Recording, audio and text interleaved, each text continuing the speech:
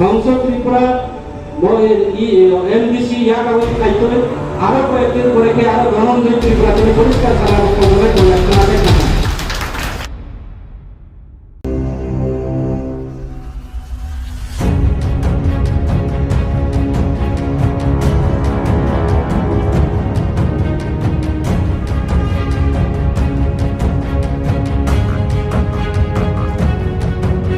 त्रिपुर থেকে আমরা ভোটাররা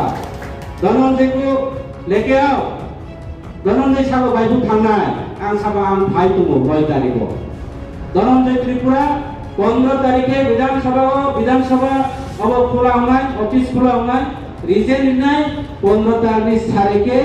राजबाड़ीयाव তিনি त्रिपुरा उठाव अंशग्रहण खालामो आरो कयेकजन एमएलए दङ एमडिसि दङ आं सानो